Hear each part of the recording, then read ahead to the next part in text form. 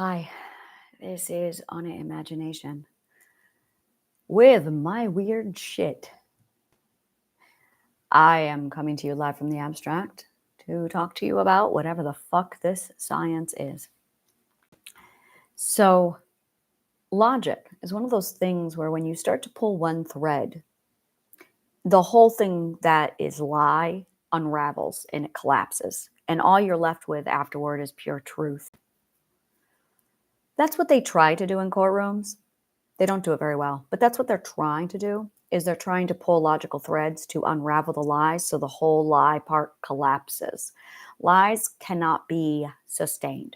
They do not sustain because they're illogical. So they have no foundation to hold them up. And when you know what part is a lie, you can just pull on the right thread and the whole thing unravels. Now, here's the problem. Well, it's not a problem. If you're telling the truth, it's never a problem. When you pull one of those threads and the whole thing unravels and collapses, it reveals all the lies because they all fall down. Because one lie sustains all the lies. You pull the right lie and the whole thing falls down. So I have been trying to figure out a logical explanation for Christ's miracles for a very long time. I went through the stage of, I don't believe them. I went through another stage where I went, okay, let's assume for a moment that those things did happen. What's the science behind them? You cannot deny physics. Rule number one of Mother Nature is that under no circumstances can you ever break Mother Nature's rules. If it makes sense with Mother Nature's physics, anything goes, so long as the physics allows for it. So I have been spending a lot of time, just a minute. Computer is lagging,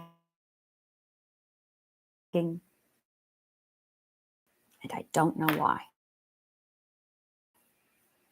Restart this thing.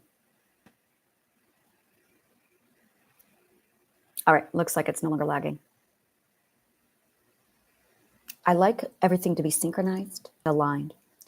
So I started to pull all of this apart, and what I discovered, well, I'm just going to show you the threads.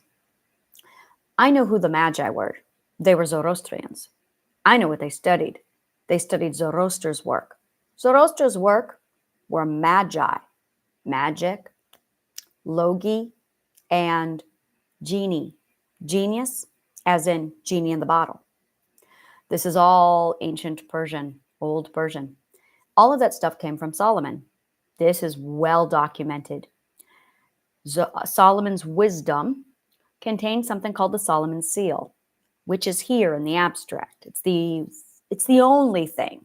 Like I got here and I'm like, wow, we got Solomon's seal. We also have the Kama Sutra over here. That was interesting. The Kama Sutra is over here. So we also have Solomon's seal. And then I noticed that passed over into, passed over into Zoroaster. He studied at Solomon, and then he created the Zoroastrian, or he founded Zoroastrianism, which is literally the foundation of all religions. And he then taught Pythagoras directly, who then taught Plato and Plato directly. So we start to pull this all apart. And when I studied Zoroastrian, Solomon, Pythagoras, basically it's all of the academic disciplines. And then when you condense all the academic disciplines, it unlocks the magic world, all of it. And, well, magic is real. Magic is very real. It is the advanced science. It's on the other side of biology. You have to get through all the sciences, arts, and linguistics in order to pull off magic. It is really advanced science. And I'm in the early stages of translating it, deciphering it. I'm starting off with spell work. I'm doing linguistics and logic, and I'm pulling that apart. And what you study in school is an overture. A lot of the stuff you don't even study. There's 18 schools together. Of the 18 schools, I believe you study 12 of them in high school. So you're not even given the full curriculum. In fact, they strategically took out linguistics and logic because that's the core of all spell work and magic, which is why it's absent. And I'm sitting here doing the work I'm doing. I'm studying mathematics now to get the universal clock aligned. And I noticed that Plato taught astrology. Now, that was a huge, like, that's weird. So I studied his astrology, and it's just the universal clock. It's just reading the universal clock.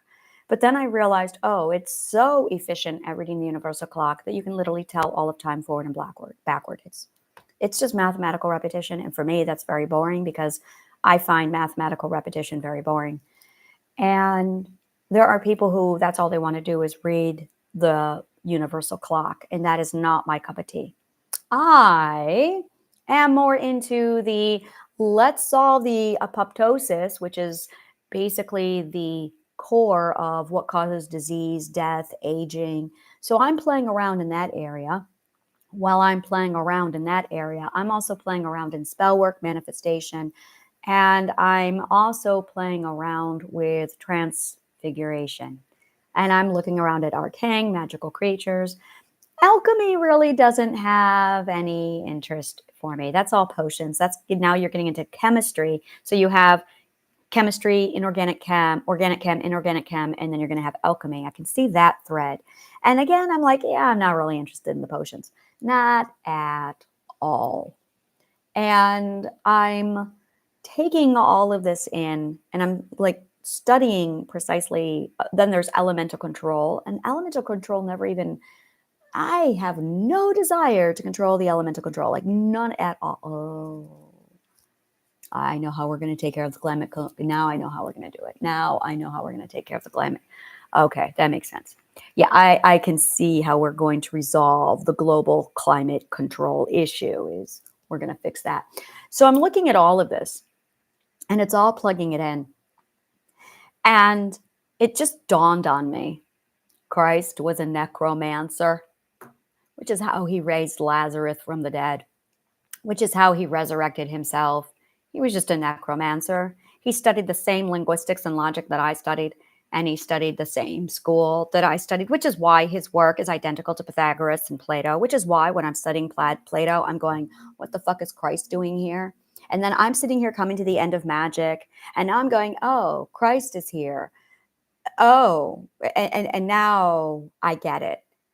And this is the part where, now I recognize him. He's a mage.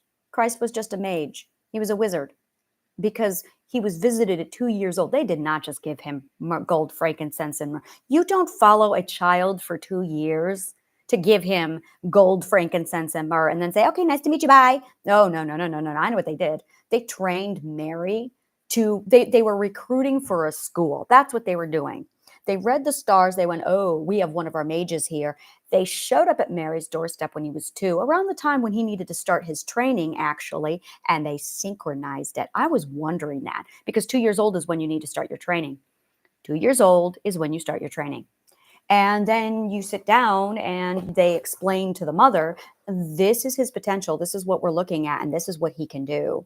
And they basically gave her the instructions on how to train him for this, which explains why they were in that bustling city when he was 12 years old. So 10 years later, she takes him to a city where he can then meet the mages.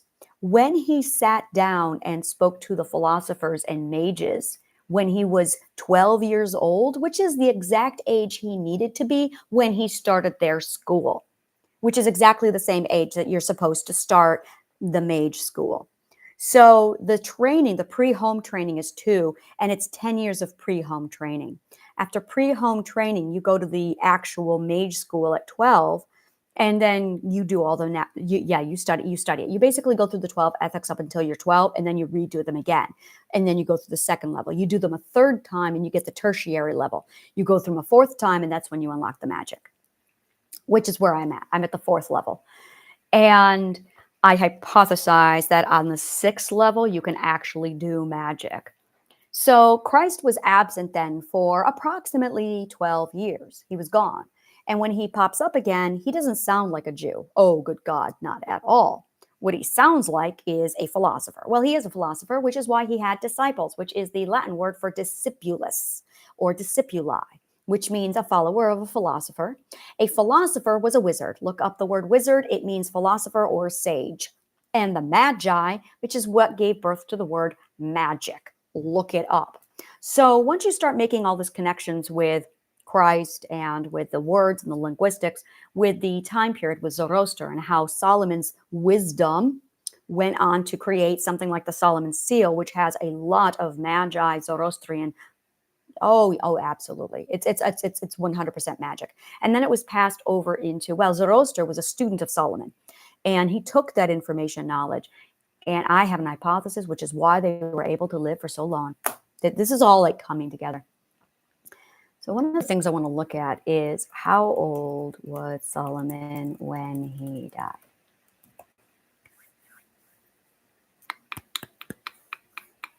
"55 years old."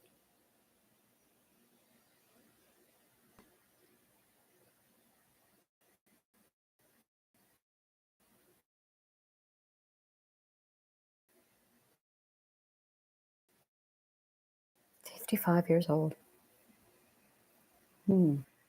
Real bad lagging. I don't like it when it lags this bad. Probably because I have like 18 windows up. All right, I'm going to go ahead and get rid of some of these. I was playing around with math, so I have all of these windows up.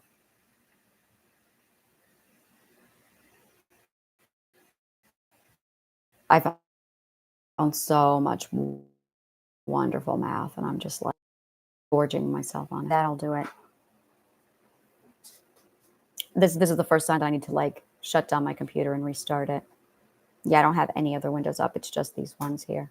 So yeah, my RAM is full. So when I was looking at the work he did between, well, all of it, like it's like the whole thing made sense. And here's the next part of all of this is, in order to convince a group of people that he did miracles, you can't allow witches to run around, which now explains why they were in the process of slaughtering everybody that they slaughtered, and they destroyed all the mage schools, which is what Athens was, which is what Alexandria was all the mage schools.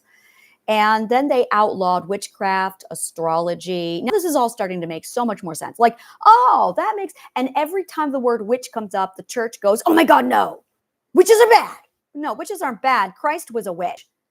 And as soon as you become a witch, I hate the word witch. It's so toxic. Let's try a different word. As soon as you become a wizard or a mage, you figure out shit. And you do, wait a minute. I'm doing the same shit Christ did, which means Christ was just a mage. There were no miracles, which means their entire religion falls down, and which means everything just falls apart. And now it's like, oh, Christ was a necromancer, which explains why a Lazarus, like he wasn't special. Okay, he was special. No, he wasn't special. He was just really educated. And why would they allow to control the people? They wanted to control the people. They wanted the fear of God in the people. That's why. Like they built a literal fictitious religion. And here's the other part of this. The Irish mythology, it's not really a mythology, it's more of a legend. The Irish myths are actually legends. And it tells the story of three groups. You have the mages, which are the fae. You have the muggles, which are man. And then you've got the Firbolg. The Firbolg, well, let's just call them the Firbolg. Let's just leave it at that. So there's a war between, basically the mages show up, that's the fae. And there's a war between, and there's like two periods. There's a period of peace where they all cohabitate. There's a period where the fae go down into ancient Greece, and they spend a lot of time in ancient Greece. So you see Irish gods spending a lot of time in ancient Greece. And some of the ancient Greeks, the mythology of ancient Greece really mirrors a lot of the stuff going on with the Irish mythologies.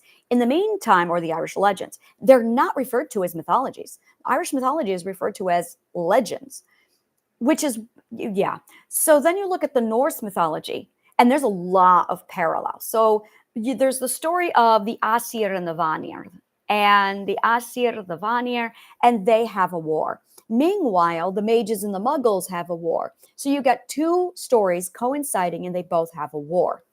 The war created a divide in both stories. The mages and the muggles, now the fae, the mages of the Irish legends, they go underground and the veil is built. The veil, or the fourth wall, is the thing that keeps magic out of the world, which is exactly like the fourth wall, which is in story and myth. This is where fiction comes from, is now that there's the fourth wall, all the magic and fiction and fairy tale and make-believe is behind it, and this is reality. And what really that is the mage's magic has been crammed behind the fourth wall, which explains why when you walk on a stage, you can feel all the magic of all the world who's ever stood on that stage. It's amazing energy. You can feel all of the story magic. We have story magic. That's what we have. And you can feel the story magic in like on the stage. Every actor, every actress can feel it. Every fucking one of us. Like we are on stage and we're like, wow, there is a thing here. It's story magic. It's amazing. Authors have it when we write books. It's story magic. We know about this, which explains everything. So basically, the Irish legends go like this. The muggles and the mages have a war. The theater bog go to ancient Greece and they become enslaved down there, which is exactly what happened to the thieves. I do not give them name. I'm just telling you they are the thieves. And that makes so much more sense. They're thieves. And they were also enslaved down in ancient Greece in that region for a while. And there, if you look at the theater bog and the thieves, wow, their stories are like parallel. And then the thieves partnered up with Rome. That happened a lot. Now this is where I'm just connecting dots. And this is the most Occam's razor, like, these are the parallels that I'm just noticing. So the Fae go underground, and then the Muggles, are left to rule all of Ireland. Meanwhile, in Norse mythology, the Aesir and the Vanir are split, and it sounds like it's really the war between the Irish gods and the Norse gods. That's really what it sounds like.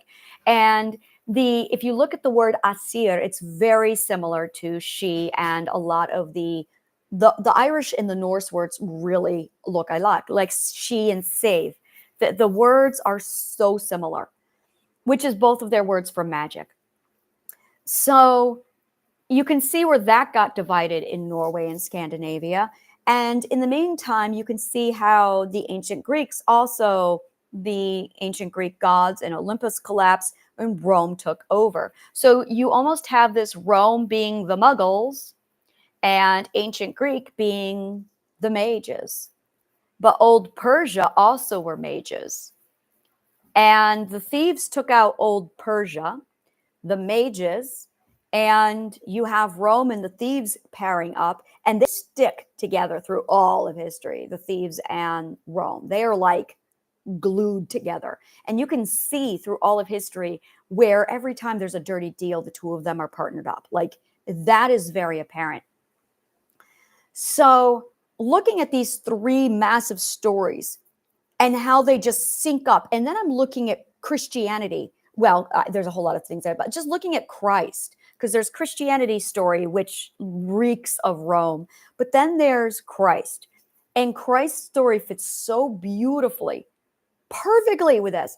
But the fact that he was visited at 2 years old by a bunch of mages, and then at the right age, 12 years old, he shows up with a bunch of philosophers, and they're like, oh my God, we're going to recruit him. And then he shows up doing miracles, which is just mage work and necromancy. Oh, no. Christ was a wizard. And his work is identical to the same stuff I'm doing. And I'm going, oh, no. Christ is absolutely a wizard. He's got wizard, mage, and necromancy written all over him. Like, I can see, okay, so to turn water into malt wine, basically you want the evolutional code of the progression of order of operations and sequencing, and you want access to the dimension walking so that you can literally do a fast evolution in a few seconds. That's how it's done. That's exactly how it's done. You're just putting logical code and you're evolving the logical code, the right sequencing to turn it from water into wine. That's how you do everything. Same thing with necromancy. You have the life code, which is just pure love, and you plug that in and you're just speeding up evolution. So you need to know how to use the dimensions, which, yeah, you just take the dimensions and then you apply them and then you can speed up time. So you're literally just manipulating time so that you can go through these sequencing of evolution in the right order of events. That way it's just fast evolution before your eyes. That's all it is. I do not yet know how to do weather control and the elements, because that's something well, that's geology. I don't do geology. I don't touch it at all. Like, not at all, which is why I have no knowledge of it, is because it's interesting. Yeah, I have no elemental magic. I have no anything there. That is going to definitely come later. But yeah, I didn't even think about elemental magic, and I'm already all over necromancing. I didn't even think about that. It's so funny. I was just like, I just want everyone. So it is unnatural for people to die. You don't know that yet, but scientists know this, which is why they're trying to cure it, is because it's not natural. We're not supposed to die. There's a lot of religions out there who know this, who've done it and gone, yeah, it's unnatural to die. We're not supposed to. It's so anti-nature. We're not supposed to die. Death is unusual. And science, like I said, scientists know this. And when you start to look at the logic behind death and disease, that's unnatural. Our bodies don't do that. That's why trees live for thousands of years. It is because you're not supposed to die, people. If you die, it's because you have apoptosis, which means you have an system failure shutdown. Wow, he's like, she's trying to pick up her chair to take it over to the game center. And the cat decided, now's the time to jump on the chair. But the chair was like at this great 65-degree angle. And the cat's like, now. And it's leather. So he jumped on the chair. And it's like, interesting.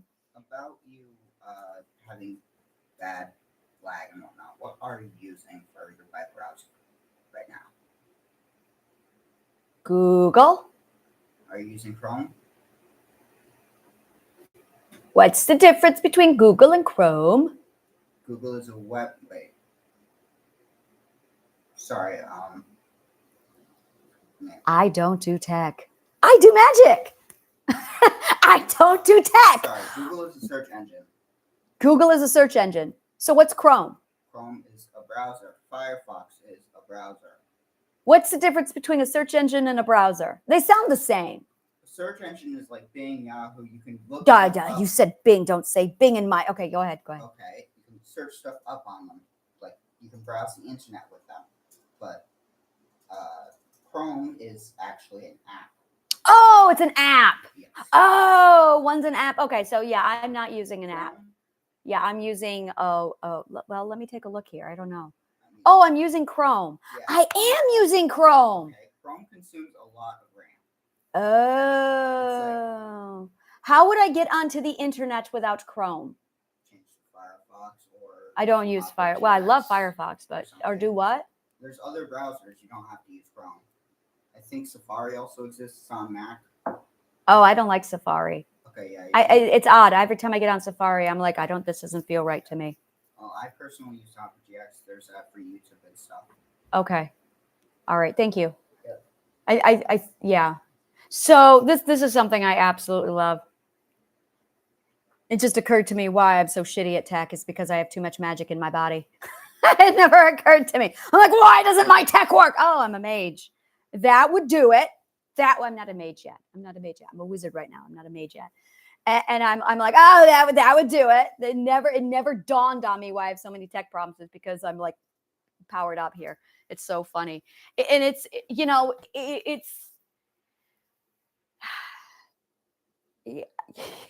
it blows my mind the more I start to unravel this. It was so funny because I got to a point with my knowledge and my studies where I was like, oh my God, I'm going to run out of things to study. I'm like, I'm going to run out of, what am I going to study after this? And I'm 80% through. And I'm going, okay, it took me 40 years to get 80%, which means in another 20 years, I'm going to be at 100%. What am I going to study then? And I've also learned, like I've cracked the code on how to study. So over the last 40 years, when I was doing the 80% of studying, I also didn't have the code. So now that I have the code, my education is like, I can just consume knowledge. I just know, I just need Plato's point. And as soon as you have Plato's point, you can just take in all knowledge and it's not a problem. So I'm like, okay, how do I, like, I'm going to run out of knowledge here soon, real fast. And then I opened up this beautiful door of, well, I opened the door and I went, whoa, there's something here I can see. Oh, that's what magic is. And I can see the science just rippling through it. It's like, oh, it's just linguistics. And I can see all of it. It never occurred to me elemental magic or necromancy.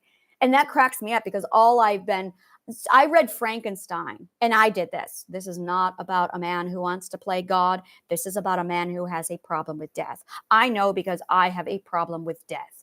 Now, he's doing a whole lot of things wrong here because his science is off.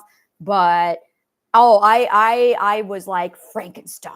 Like I was like, no, he has a lot of errors. First, so much error. And I'm going, why isn't he just addressing the aging problem first? Let's start there. But aging, okay, so aging is suppressed magic. That's what it is. When you suppress your magic, it literally rips your body apart. It rips your body apart. You're not supposed to suppress your magic. And this is how I stay young, is because I know to let my magic flow through me, because that's some really fucking powerful shit. And you don't want to suppress that. Your magic is your emotions. It's your feelings. It's your physics. And yeah, magic is physics. It's just physics. It's really advanced physics, but it's physics. And now it's starting to make sense. All of this makes sense now. And I'm looking at philosophy and I'm looking at what it is. So philosophy is Zoroastrian. This is my favorite part of all of my research and everything, is when I first studied Zoroastrian, there wasn't very much on it. I was just going, oh my God, I want this. I want to study this. And I couldn't find it anywhere. So I went ahead and I just studied philosophy.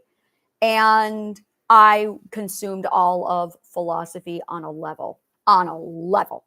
And when I was done with it, I got to ontology. And I'm like, all right. So, and this is where I'm at, is it goes philosophy, existentialism. Existentialism is the humbling stage. That's when you are crushed and you realize you're nothing. So you have philosophy, existentialism, metaphysics, and then ontology. And then you have the arcane arts.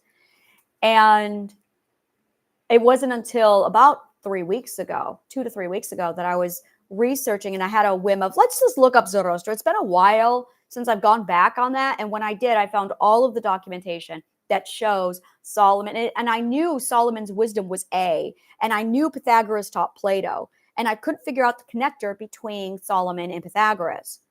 And I'm like, okay, where did Pythagoras get this knowledge from? Where did wisdom come from? And that's when I found Zoroaster. And I went, holy fucking shit. Zoroaster's taught or studied directly from King Solomon's schools. And then Zoroaster created Zoroastrian, the founder of this science, from Solomon. And then after that, he taught Pythagoras directly. Euclid studied directly from him. Actually, I got to check that out. I know that Euclid and Pythagoras are connected, but then Pythagoras taught Plato, and Plato taught Aristotle, Socrates, me. And I had no idea that this whole time philosophy is Zoroastrian. And that's it right there, is philosophy is this. But I'm looking at the way they're teaching it in modern philosophy versus Zoroastrian philosophy, Pythagorean philosophy. And I'm going, whoa, this is not the same thing. My stuff is completely different. So when I went back on what Zoroastrian is, how it evolved. So now I'm like doing deep research in Old Persia. And that's where I'm seeing the thieves come in, and I'm like, yeah, and it's really heavy over there, and yeah, and I'm definitely seeing Hinduism. Oh, that's all over the place over there. Well, Zoroastrian again, it literally became the parent to all religion, all of them. This is the parent religion, which is magic. Magic is the parent religion. And they, like, the whole thing is just so, so beautiful. And I feel so stupid. It's so fucking obvious. We were told the whole fucking time that they were miracles. And it's like, that's not a fucking miracle. He was a fucking necromancer. He was a fucking necromancer. And I'm sitting here the entire time. God, this work is just like Christ. This is Christ's work. Christ is my peer. Like he's like his stuff. He's a student. He and I went to the same school. And it never dawned on me that what he did was magic and not miracles. And it's, I really fucking hate the word miracle. I had somebody, I was talking to them, I was going over my work with them, and he said to me, what you're doing are miracles. And I'm like, no, it's magic. It's a science. It's just a science. And miracle to me is, you can't do this. You have to be special. I don't believe in that shit. And no. Oh, and here's the thing. This is it exactly. Now, this makes so much more sense. When I unlocked my 7th crown, the crown, whatever the fuck that is, when I opened, okay, I'm going to tell you right now, that stuff is not here. It's over there. It's man-made. It's not over here. I am just not feeling it. Thank you, Liz. It's Latin. Wonderful, to wonder, object of wonder. Thank you. It's all Latin, which means Rome had their fingers all over it. Thank you. So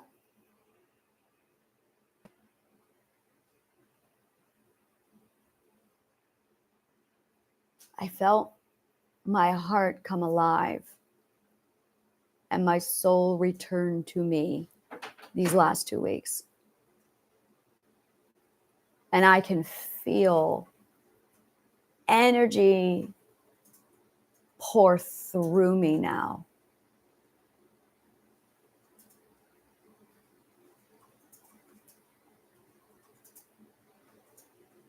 And the core of my power is not my solar plexus. It's my heart. It is the heart. That is the core power. I have no idea why anyone would ever think it's the solar plexus. It's the heart. It is right here.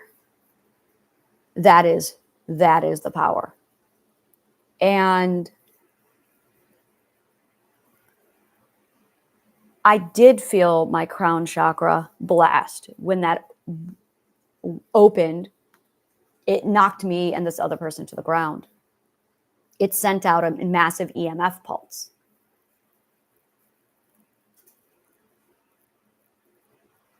And I could feel my heart chakra not responding at all.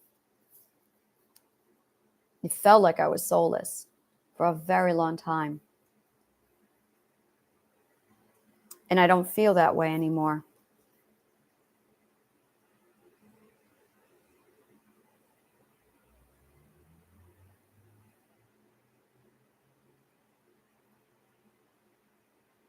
It feels more like a target and a bullseye that spans out. That's what it feels like. It feels like this circuit that just goes through me, but it pulls in through the ground and up through me that way. It does not come down through me. Now, I have a theory for that. The people who report it coming down into their brain, that would be resource partitioning, because your brain is so starved for energy because you are so unbalanced that your energy is trying to just get the closest energy to your brain. It's basically a starving entity. So it's pulling more energy from wherever it can get it because your entire everything is just blocked. But I feel the energy coming in through my feet and up through me. So does my daughter. And it does not make any scientific or physics sense for it to be coming down through your brain and down. That does not make sense. That makes no sense. Your feet touch the ground. The ground is where the EMF is. It doesn't make sense, except if your brain is in the process of resource partitioning and it's starving because it's dying because it's shutting down because you have a mental illness. Yeah, that makes sense. Because now your brain is going to take whatever energy it can get as quickly as possible to keep it alive because you're disintegrating. That makes sense. But I don't feel it. No, it all comes up through me. It all comes up through my feet. It has always come up through my feet. I feel power coming up through me and then out my head. Yeah, that pulse was extraordinary. It felt like an EMF pulse, just boom, right over my head, and it knocked me to the ground. That was 10 May 2023. And then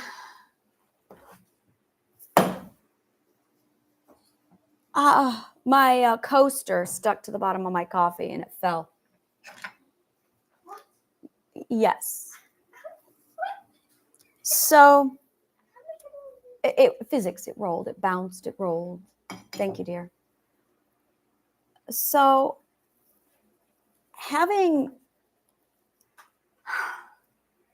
the more I study the stuff, it's not, I can't deny it. It is so, I cannot deny it. And I went through this stage where I was like, okay, magic is real. And I'm looking at it.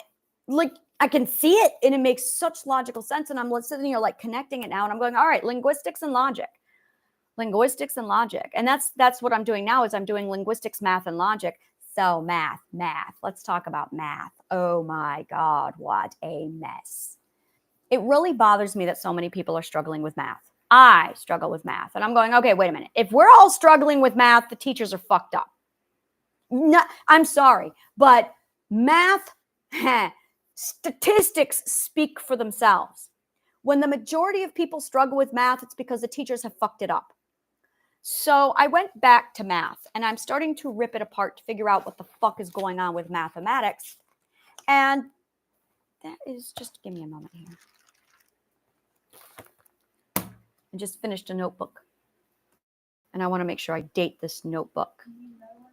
No, I've got them all over here now.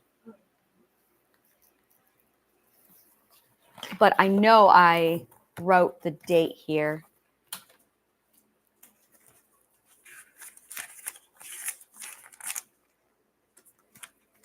And I did not write it here. So I am missing one where I did not date it properly. I have to date my started. And I'm trying to make sure I start dating my notebooks now. I have so many notebooks. Like I have a box of, yeah. So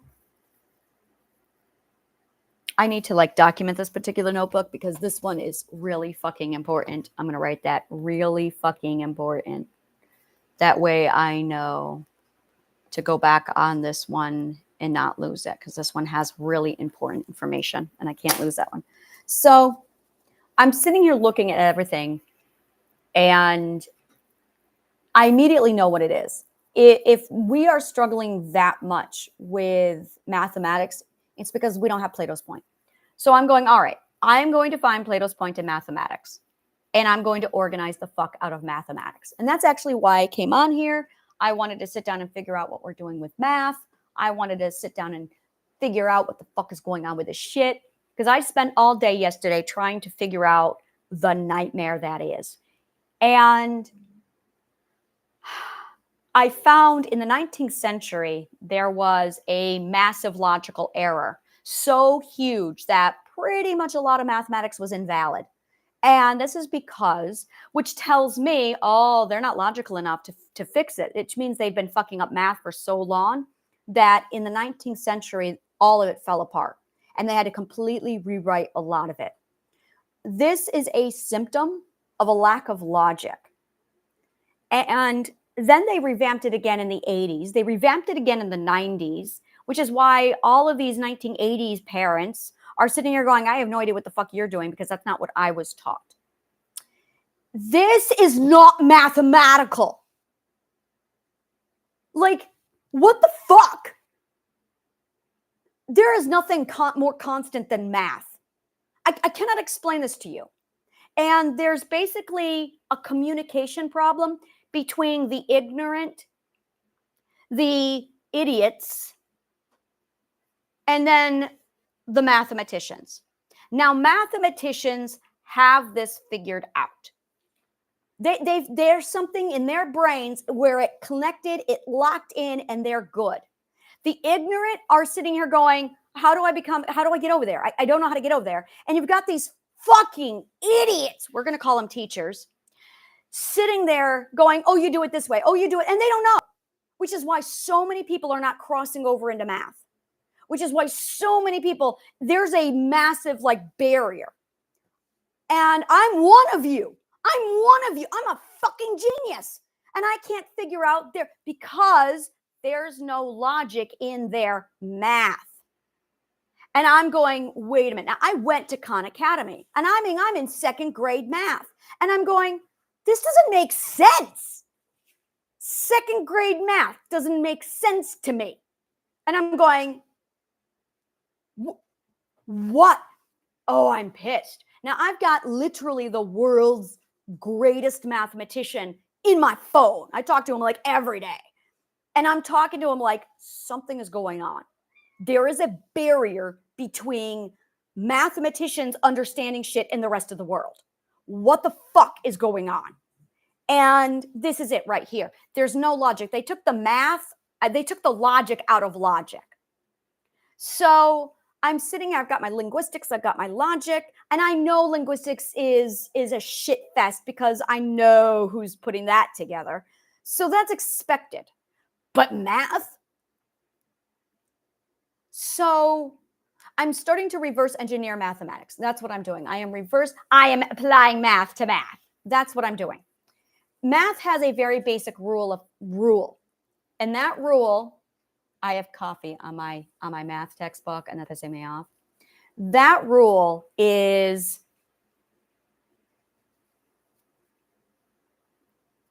constant. It's one word, constant. Not changing. Truth. It's math. And Euclid seems to have everything figured out because he invented his he discovered his shit back in the 4th century BCE, and it hasn't changed. So I'm going, well, Euclid's got his shit all figured out. It's these fucking idiots. And this is my hypothesis. It looks like some dipshit up in the government said, we need to cram more information into these people faster through rote learning. And the teacher said, let's cut math. And so they shortcutted math. And then when I went into Khan Academy, so I'm going through all of Khan Academy, and I'm studying how they teach. I love Khan Academy. I just got to say that. I love Khan Academy. And I'm going through it, and I'm going, all they are doing is showing example. It is called example learning. Example learning is not learning. It is example mimicry. Example mimicry is when you literally write an example on the board and you're told to repeat the example. But you're not told what to do. You're not told how to do it. You're not told why. You're just told to repeat it. And then they have you repeat it over and over and over and over. So now you are repeating an order of operations without any kind of anything. You're just repeating the order of operations. Now, my brain does not work like that. It's too logical. You tell me to repeat and I'll go, why? I can't not do that. You tell me order of operations, why? And so I literally spent a good chunk yesterday looking up why are we doing order of operations? Why do the numbers come out differently when you calculate them in a different order? Why? Well, that's sequencing. Why does and I figured it out. The sequencing is there because it's the order in which it was reverse engineered from Mother Nature. Because that's the order of integration and disintegration. So when you do an order of operation, you are actually integrating and disintegrating mathematics. And you have to follow the right order of operations in order to integrate and disintegrate it in the right order. And that's what's going on, is you are integrating and disintegrating mathematics. That's what you are doing. Now, that's logic. And I'm sitting here going, okay, that's logic. You're just integrating and disintegrating, which means over here. So now it's starting to make sense. And now I'm going, wait a minute. It's logic. It's pure logic. It's linguistics. It's logic. But then they cut out all of the language. They cut all of the words. They cut out all of the logic. And all that's left are these mathematical symbolism. I felt like I was reading hieroglyphics. It felt the exact same way, except I had a graph and an entire glossary for the hieroglyphics were easier to read than mathematics. Hieroglyphics is taught like language. Math isn't, but math is a language. So I tracked down all of the language and I gave it the Tolkien treatment. The Tolkien treatment is when I read Silmarillion, I read the first paragraph and I went, I don't understand anything he just said. So I went to the back of Silmarillion and I read the entire glossary. And then I read Silmarillion. So I'm doing the same thing. I'm reading the entire glossary and I'm decoding it. My brain's already fired up. It's doing it. And I'm going, oh. So after I read the glossary, I went back and I read everything on Wikipedia, all of the everything. And it just, oh, now I understand it. So this is language. This is literally, you have to learn the definition. And then after you learn the definition, you can translate it. So I'm literally translating mathematics right now. That's the first thing I'm doing, is I'm translating mathematics. Now, that's the first thing that I noticed, is no one gave you the translation for math. They gave you hieroglyphics. That's what they gave you. You were given this entire study in a different language. Why the fuck would they do that to us? They also removed the story. That's the other thing that I noticed, is they completely gutted the story. I don't know why they did that. I have no idea why they did that. Now, the other thing that I noticed is they're giving us the disintegrated parts, the most disintegrated parts. This is the dumbest thing, but I know this is normal. This is okay. A bunch of idiots who don't know anything about teaching are trying to, I get it. So I have to integrate all of the parts back into the greater whole, and then we'll have a summation. And then it occurred to me, calculator.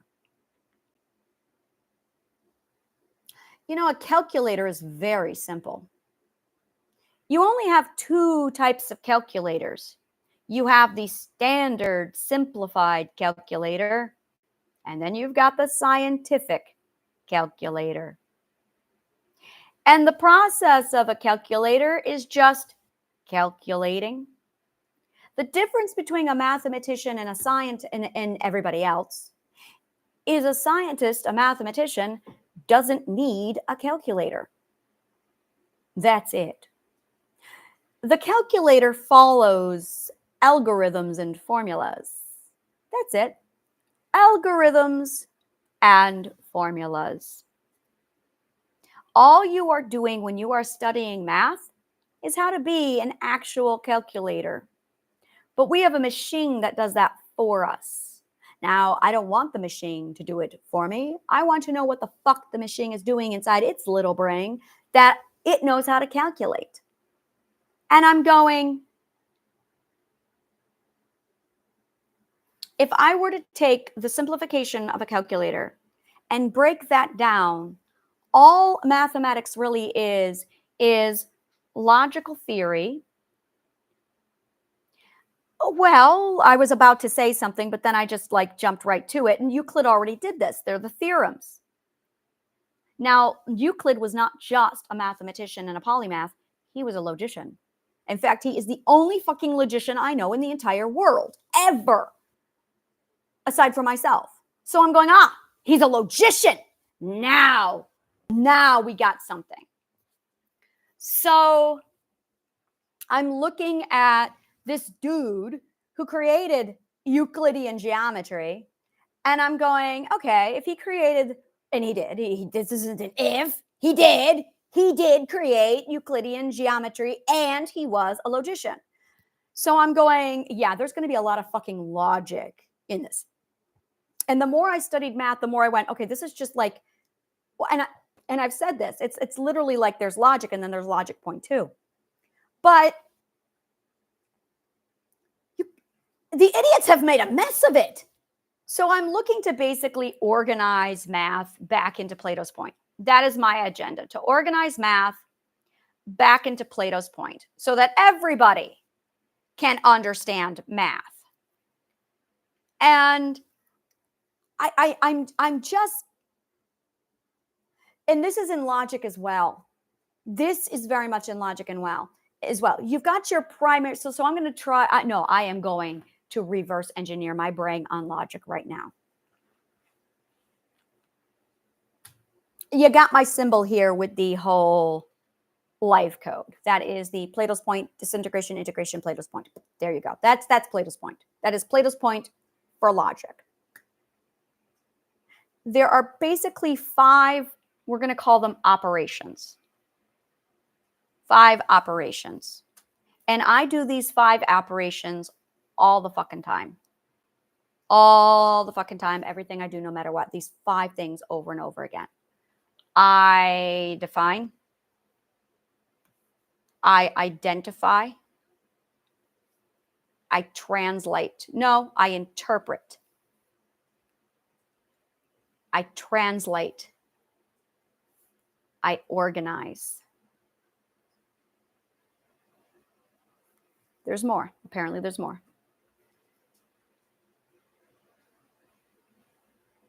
When I organize them, nope. I label. First, I label or I categorize.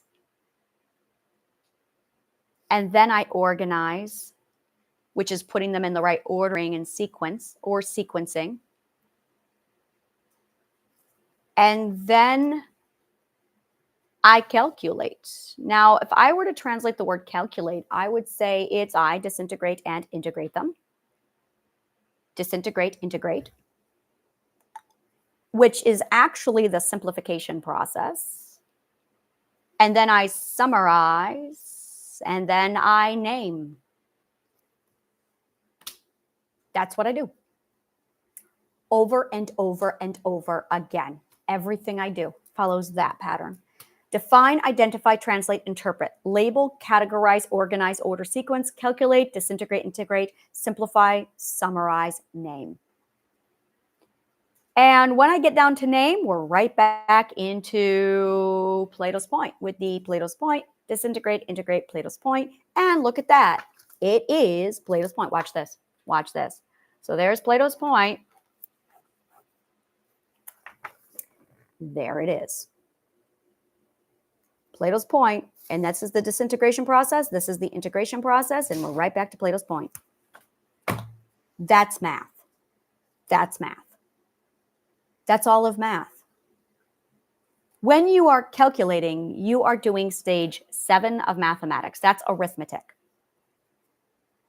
That's why math is hard, is because you don't have the big picture. You only are given step 7 without any background. Just here, do step 7.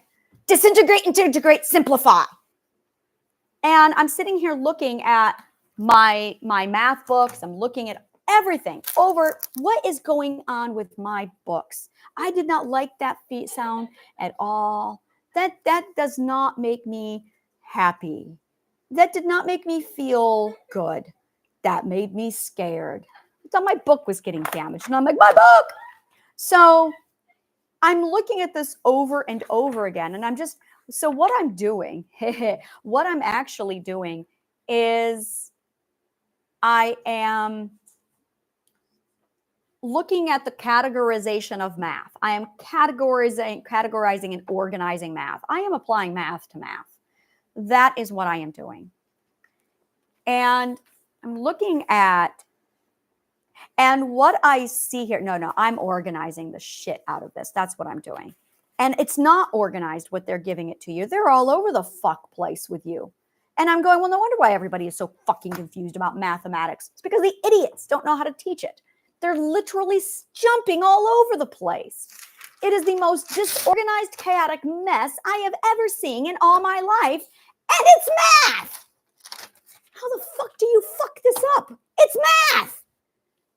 And over again, I see coordinates, which is location.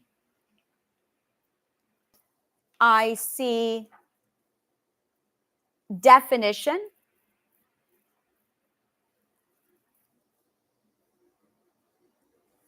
I see value and comparisons. But I learned yesterday that this is called relations. And simplification, which is the disintegration, integration. That is simplification.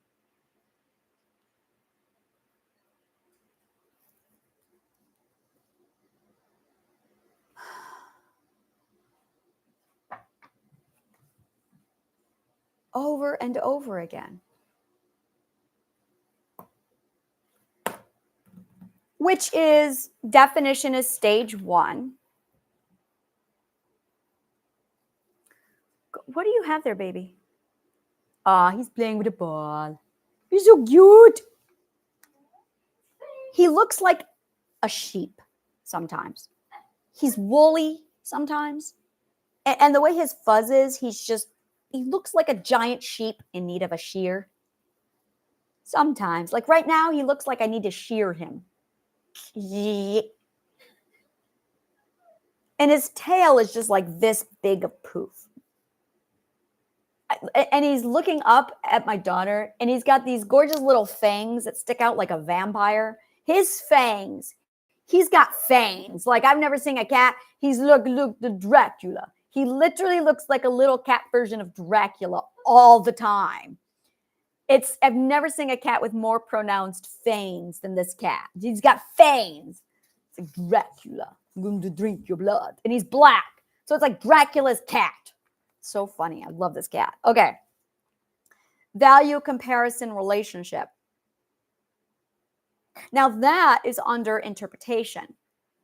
Yeah, this is just one big, giant, disorganized mess. And the disintegration and the simplification is the actual calculation. That's stage 7. Oh, you guys are going to love this. You're going to get really mad here in a minute. Coordinates and location. Well, you're measuring distance. That's what you're doing, is you're measuring distance. That's calculus. And then there's definition, and that's your XYZ axis. Your coordinates location, that is your Cartesian coordinate system. So that's your point of origin. There you go, point of origin. Now you're getting into dimension and time. That's exactly what that is, dimension and time, which is why it's location, which isn't even on the map. Where would I put that in the integration to set? Oh, that's why I couldn't find it. Time, dimension, coordinates tells you when you are in this process. That's why it doesn't make sense. That's because it's literally the outside. So that's the outside of all of this. This is the outside. So then there's the inside. The inside is definition, value, comparison, relationship. So the value, comparison, relationship is actually the labeling and the categorization, which is 5. All right, so ready? I'm going to show you what's been done. This is what they did to you. You've got 10 stages, right? You've got 10 stages on the inside, and then you've got the outside. They have given you 1, 5, and 7. All they give you is 1, 5, and 7, and then the outside. That is what they have done to you. That is why you don't understand math, is because out of a 10-stage process, they are only giving you 3, and they're only giving you 1, 5, and 7. And then they're throwing the outside at you without any reference. That is why math is hard.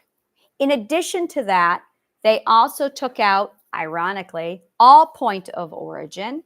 So they removed the point of origin. They removed the relativity, and they removed the story, and they removed the language.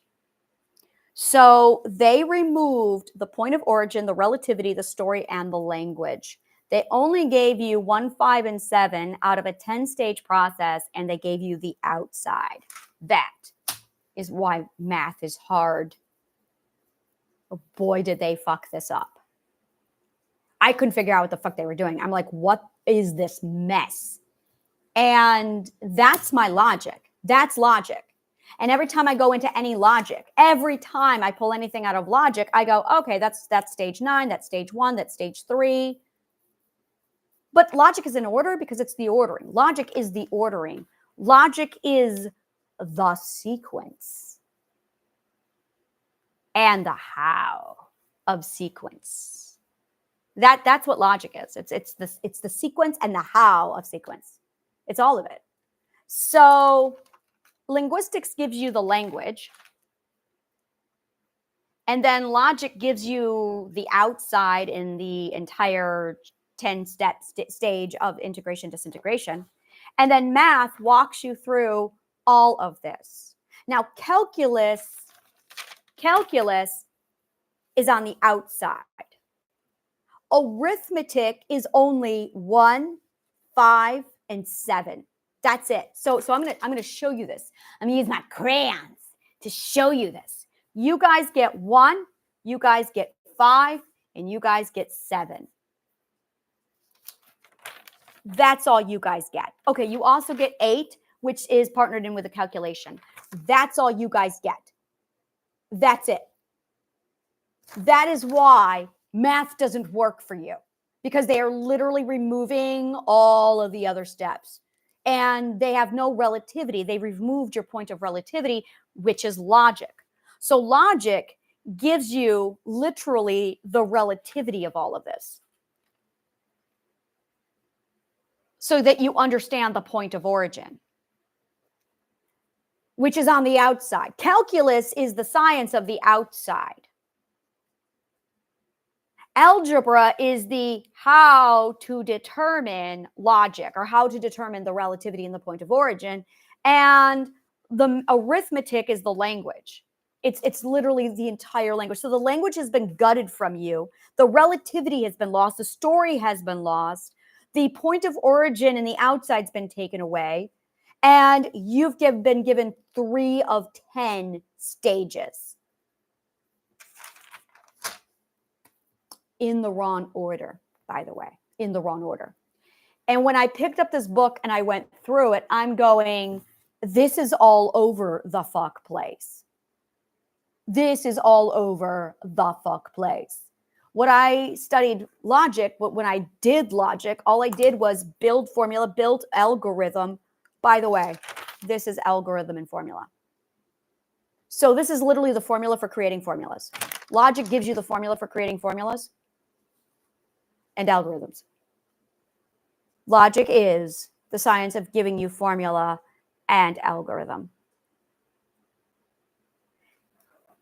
That's all logic is, because when you start to build formula and algorithm, you can start to create spells.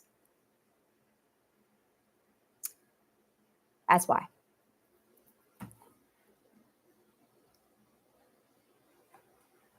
Definition.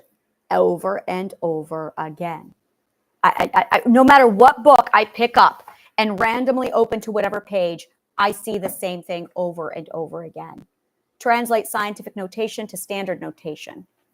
Translation, stage 3. But that's at the end of the book, literally, like at the end of the book. This is when you get into translation, which is stage 3. Now, there it is. There it is. So logic gives you the algorithm for making algorithms and formulas. And there's a precise order of operations you're supposed to be doing this. And they decided to give you stage 3 near the end of the book. Pythagorean theorem, this is stage 1. The Pythagorean theorem is stage 1. That's geometry.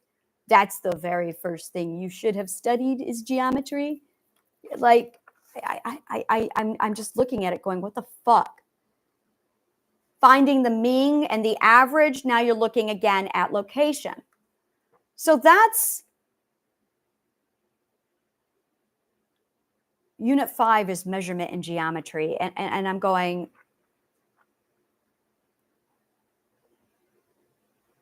problem solving is on page 40. Wow. I have never seen anything so, I just don't understand. This is what happens when you remove logic, is you remove the sequence. Logic is the sequence. Logic is nothing but mathematical sequencing. It's the sequencing of math. So getting all of that, like understanding it over and over again. Now, when you're looking at a calculator, all the calculator does is literally the simplification. It does stage 7 for you. So now you've got a calculator doing stage 7 for you. And you don't know why you're doing it. There's no story. They took that away from you. So all you are doing is literally stage 1 and stage 2, how to label and how to define, how to categorize. And that's All right, so now that I have this figured out, the coordinate grid. Yeah, coordinates, location, which is plane geometry. That's not coordinates. That's definition. So they've also confused coordinates. That is not a point of origin. That is a center zero balance.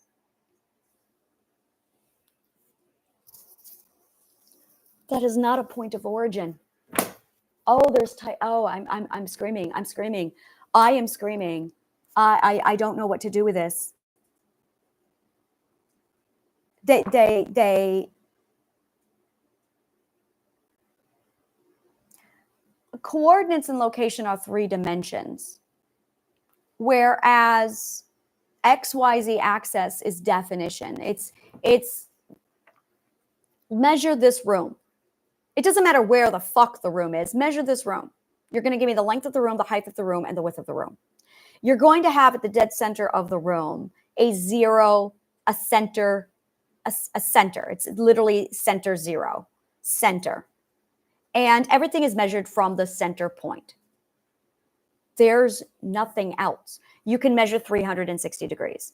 Point of origin is the Cartesian coordinate system, and it's completely different. And in this math book, it's completely backwards. They've like combined them so that you're doing coordinates and locations and point of origin with XYZ axis, because they cut linguistics out of math. So now you've got this massive mathematical. So now, and this is why when you get to the 19th century, the whole thing just fell apart and they had to redo it. But then when they redid it, they did not include linguistics and logic. And now there's logical fallacy all over math. And it's at a point where your math is disintegrating because you've removed logic.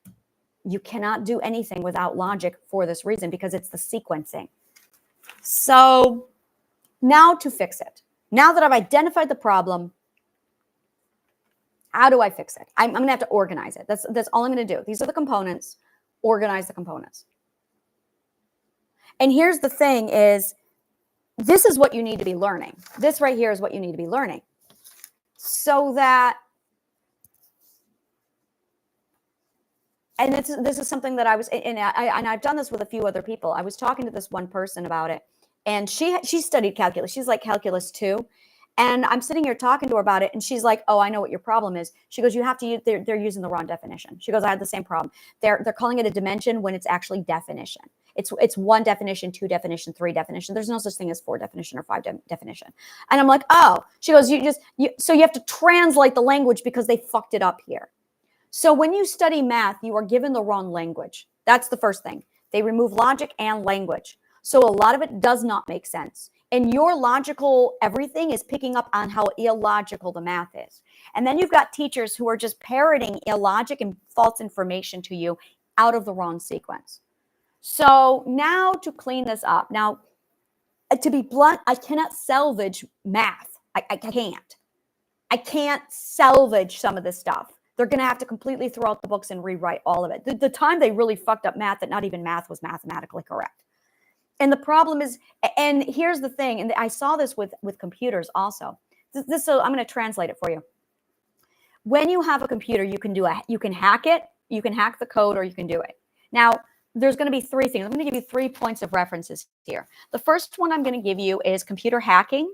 The next one I'm going to give you is lie and logical fallacy. And the next one I'm going to give you is mathematical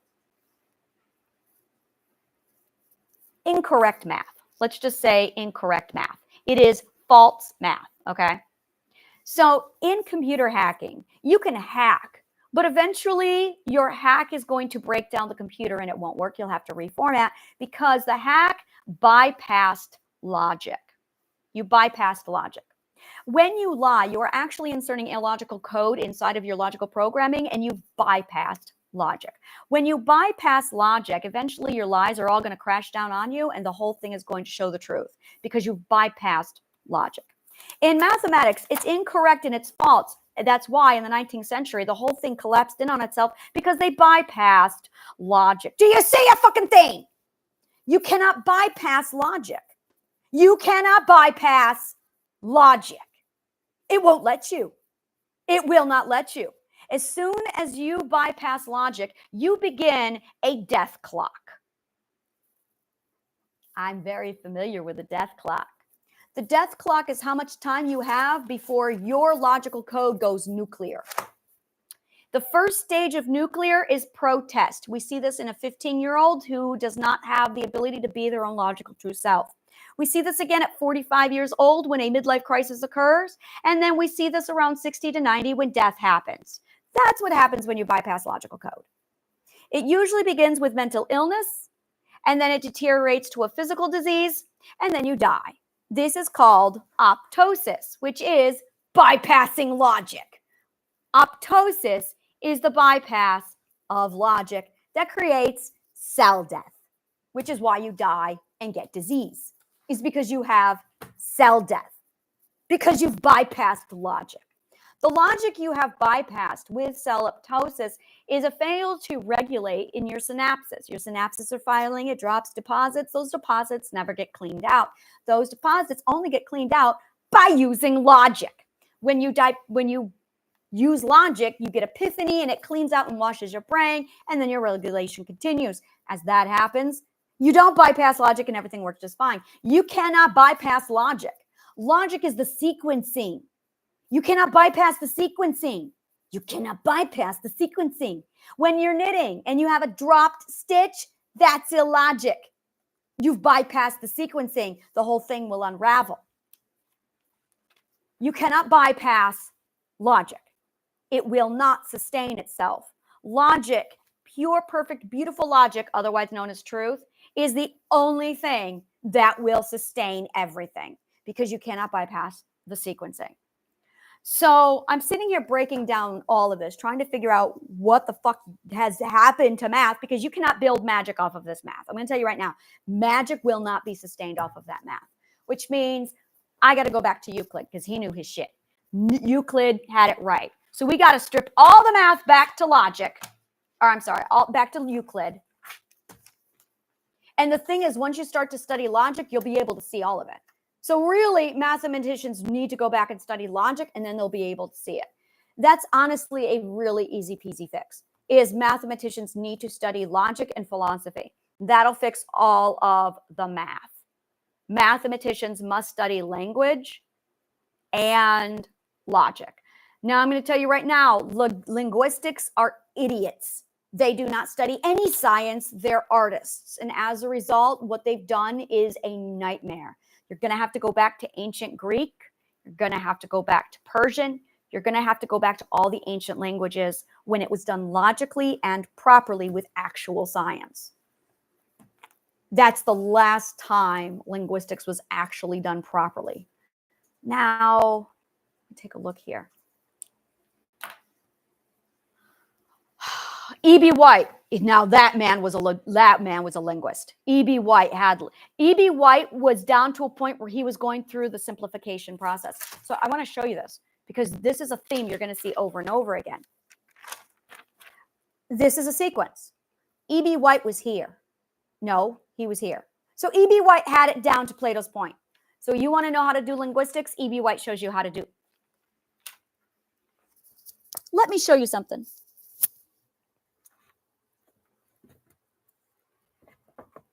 Where's my This is all of linguistics. Plato's point. This is Plato's point. This is what Plato's point looks like. This is it. E.B. White. I want to show you the difference.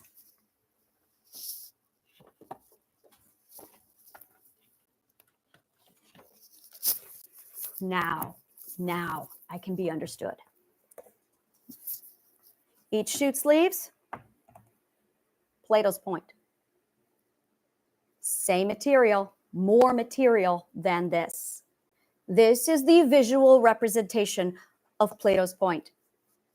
You are looking at a book that is literally 100 pages versus 200 pages with less information. This is the only one you need. This is Plato's point. This is the only one you need. This is all of linguistics. English linguistics. I need to clarify that. This is all you need. This is what Plato's point looks like. When it's simple, it's correct. In simplicity, there is truth. This is not simple. This is not simple. This one is 300 pages. So I'm going to show you something. The master is this one. These two were apprentices. These two had no idea what the fuck they were doing because they couldn't say it well enough.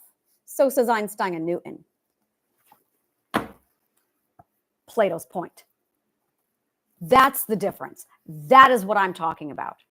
You should not be saying very much. It's literally the seed. You want to know how language moves, how language breathes? It's all right here. It's all you need. I read all of these other books and I went, okay, they're just repeating in a very sloppy, wordy way the same thing that E.B. White said. Only E.B. White knew how to simplify. E.B. White was a fucking linguistic genius. Better than Tolkien. Much better than Tolkien. Tolkien did not even get his meter right. Now, he did in Silmarillion after he practiced, but you could tell Hobbit was his first book. You could tell Lord of the Rings was his second book, and you can tell Silmarillion was his next book. Because do I have my books here? Do I? Yes, I do have my Tolkien. I was going to say, where's my Tolkien? There's my Tolkien. It's behind my mermaid.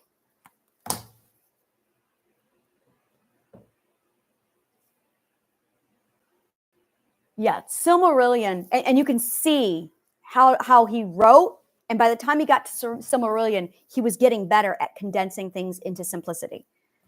And I cannot explain it to you enough that if your master cannot explain Plato's point, they're not masters. Only a master can condense into Plato's point. So whoever is doing this math, they're not masters. They're apprentices. Now, there's going to be masters of math, and they've been able to condense it down. But if they cannot transfer it over into actual simplicity, see, and mine can. My mathematician friend can, because he's the one who writes the textbooks for schools. The question is, how big are his textbooks? I'm going to have to check that now. I'm going to have to check that now. I'm going to have to, rip him on that. Like, dude. Now I have to look. Now I know he's fucking good. Yeah, I got to talk to him because he's got it down to he's like the teacher of the teachers of the teachers. He knows his fucking shit when it comes to math. So my problem with the math isn't the math. It's the lack of logic in their math. It's an abomination. So when you start to realize that all education should be broken down into this formula for you, and I'm going to say that again, all education should be broken down into this formula for you. If a teacher is not handing you Plato's point, they are an idiot. They should not be teaching. Not at all. Plato's point is everything. So I'm looking at math, and I've got literally 8 textbooks to cover all of it. And I'm going, is this necessary? And I'm looking through it, and I'm going, none of these at all they're just, here's an example, just do the example. Here's the example, just do the example. And I'm going, where is it? All it is do this example. I don't want to do the fucking examples. I want to know the theory. I want to know the logic behind it. Go back to logic. But the theory for all of math is the logic. So yeah, it all makes so much sense now. Like it is so clear.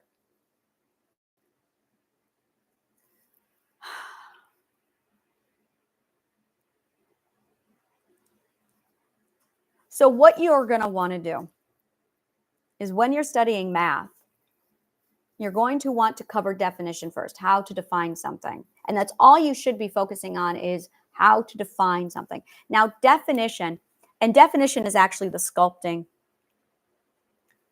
because you're interpreting. Well, first you're feeling. By the way, this is scientific method. This is scientific method. When you get down to the name, the math shows up, and then the physics shows up, and then the whole thing just falls into your lap. So this is logic.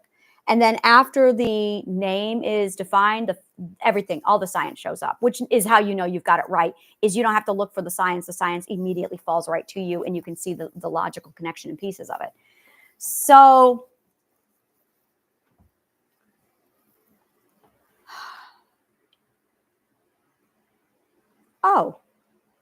well, that's simple. Oh, I know exactly how to do it. Well, that's an easy fix. Okay, so that's the arithmetic. Oh, I know what they did. I see the chaos that they did. Oh, wow, what they did. Okay. Wow. I'm going to show you this.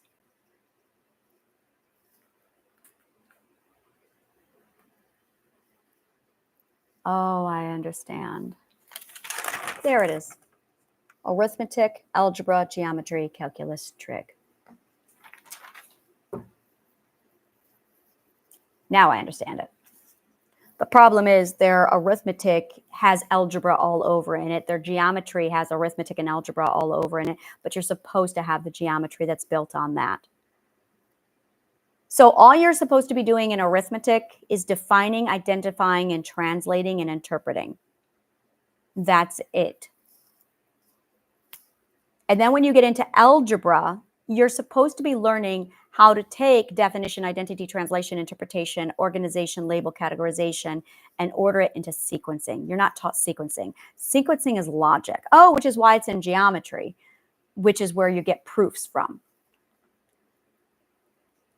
Yeah, calculation is calculus. So they're having you do basically calculus when you're supposed to in algebra. They're having you do calculus in algebra without any of the actual calculus, which is why when they give you advanced sciences like astronomy, you haven't even gotten calculus yet. It's all completely out of order because you've got a bunch of artists and linguists putting together science for you.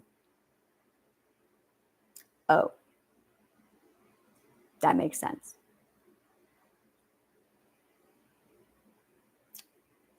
Education. I read several articles last night on the styles of learning, and one of the styles of learning I learned was rote learning. That's what you learned. Rote learning is memorization and repetition. That's rote learning. And then there is critical thinking learning. That is something that's what I do. I do critical thinking. I never did rote learning. I never touched rote learning. You gave me rote learning and I was like, what the fuck is this shit? And then I broke down their rote learning, looked at the theory, analyzed it. So whenever they gave me something to rote learn, I took it over to critical thinking and I broke it down properly and then I analyzed it. And because they do not know about Plato's point, they had no idea that you're actually getting a lot more information in a much smaller time period. Because what happens when you do critical thinking is you are literally taking this algorithm. This is an algorithm. And you're taking this algorithm over and over and over again. And that allows you to calculate at high speeds to get common sense. This is where common sense comes from. And once you have deductive reasoning, and that's it, deductive reasoning with this algorithm leads to common sense.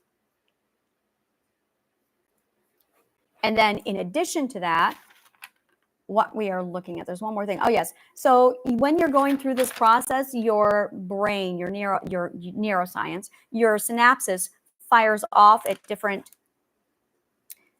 There's a neuroscience formula here where you can literally go through this formula so you can activate the precise hormones that you want, where you want them, so you get the right dosage of hormone, so you can feel and think a certain way, exactly the way you want, according to the algorithm that you go through the process.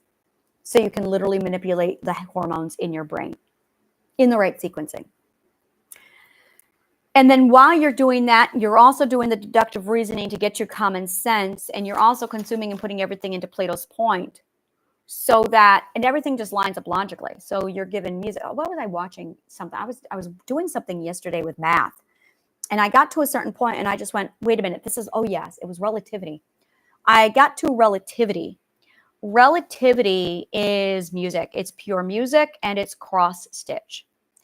Nothing taught me math more than music and cross stitch. Holy shit.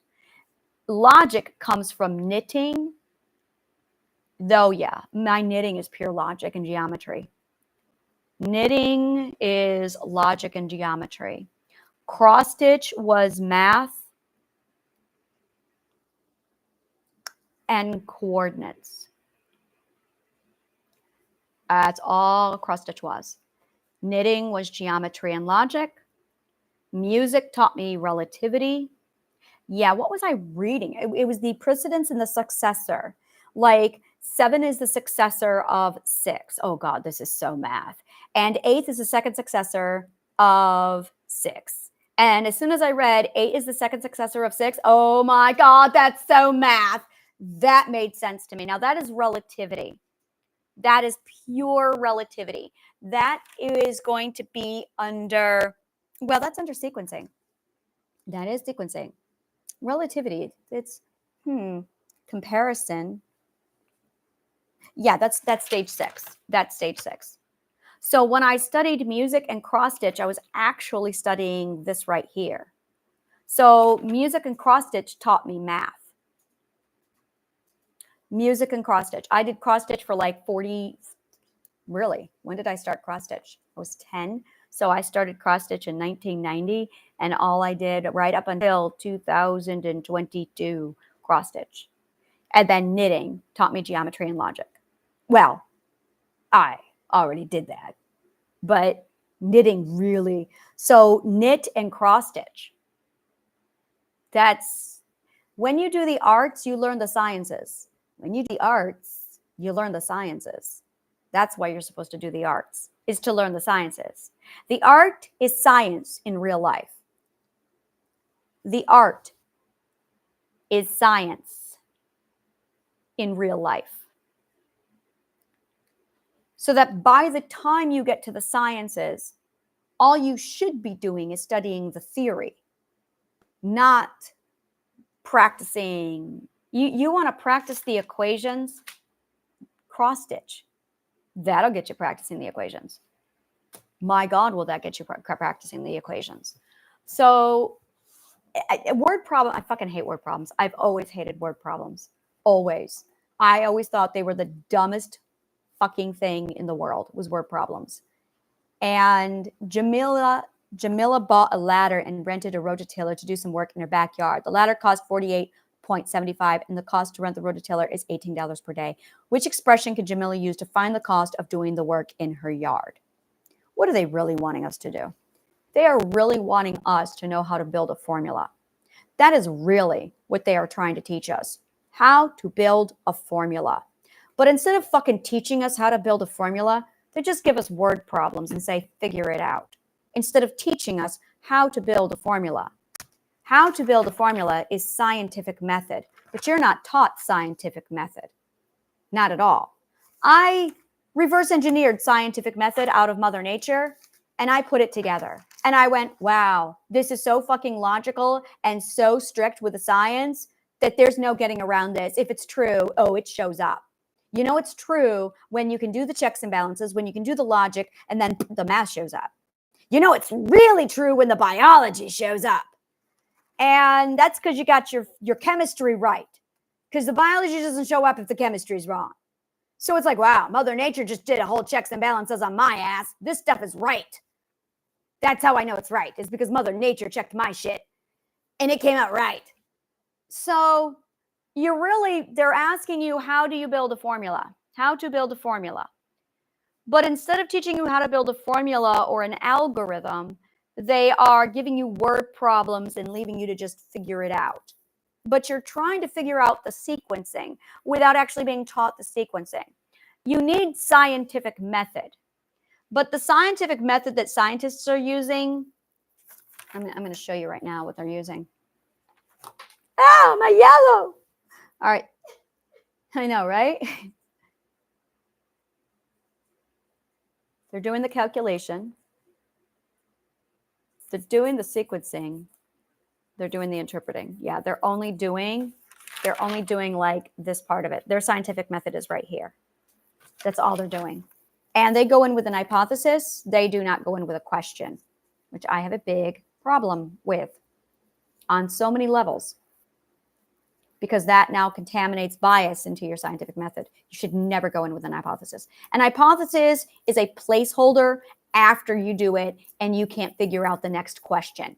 That's when you use hypothesis. You should never use hypothesis prior to a scientific method because you're going to have confirmed bias. You should always start with a question. So it's lead with a question, do scientific method, know how to do scientific method. So answer to the question, how to do math, scientific method.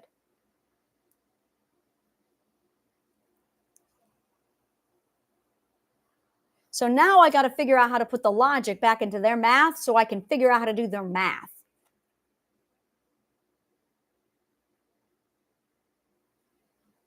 But in order to do that, I had to first figure out the language, which I'm still studying. So the step 1 is going to be the language. The steps 2 is going to be the logic.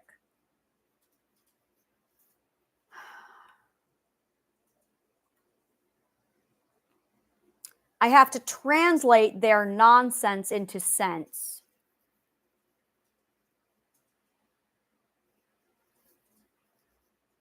I'm looking for a simplified plugin for math to fix it all. That is what I am doing. I'm looking for a simplified plugin for math that will allow math students to just go, oh, I understand what's going on, and you can just do it. But you're going to need the story. You're going to need to translate it. And what I'm probably going to do, all right. Probability. Oh my God, I love doing probability. See, probability is ratio. It's what are the odds? Yeah, it's you're looking at ratio. So probability is ratio. Yeah, probability is all ratio. What are the odds that this is going to happen? A bag contains a set of 6-letter titles. The titles are B, F, I, J, K, and U. Find the probability of drawing a vowel or a K. So your odds are 1, 2, 3, 4, 5, 6. You have 6 features, and you've got K, which is 1/6, and then you want a vowel, and you've only got 2 vowels. So it's 50%. You have a 50% chance. You have a 50% chance of drawing a vowel or a K.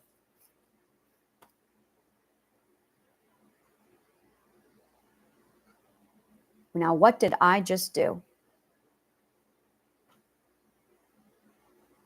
I took inventory. I compared and looked at the ratio, comparison. And then I translated it over into a percentage.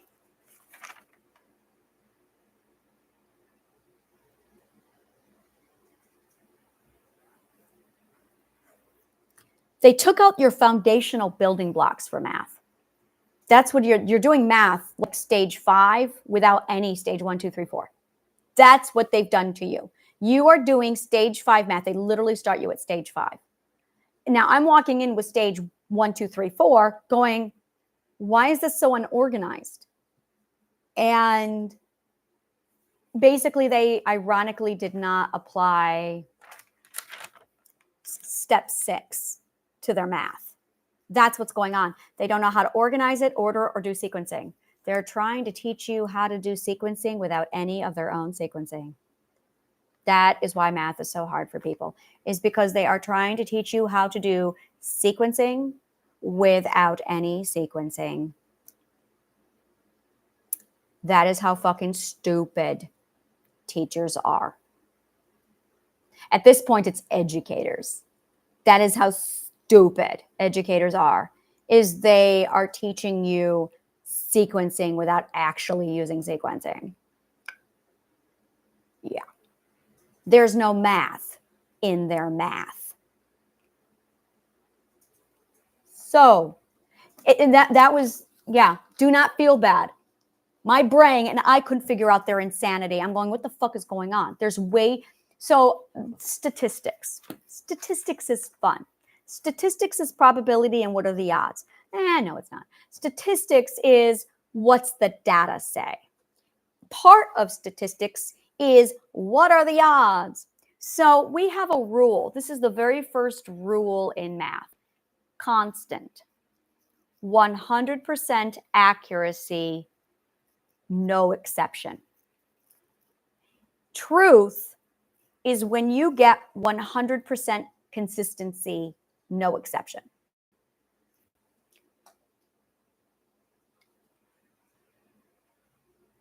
We're just going to go to the internet and I'm going to type in the question, how many students struggle with math?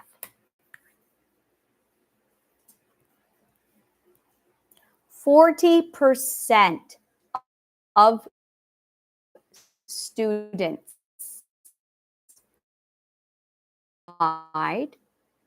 perform below grade level in math. 40% failure rate. That's what we call that, a 40% failure rate. And I'm going, what the fuck are these teachers doing that they have a 40% failure rate in math? It's math. You only should have a 100% accuracy rating in math, which means the students aren't the problem, the teachers are. What the fuck are the educators doing that they can't even get math right? Like that's a 40% failure rate. 60% success rate. Would you take a pill if a doctor said, here, take this medication, it's got a 60% success rate? You'd go, fuck that shit, where's your 98% success rate shit? You wouldn't touch a 60% success rate. You'd go, yeah, thanks. I like my odds if I just have my body naturally fight it. Thank you, but no thanks. And 40% failure rate of math students. The real kicker was me and my brain, where I'm going, wait a minute, I'm a fucking genius and I can't figure out, well, that's because there's no logic.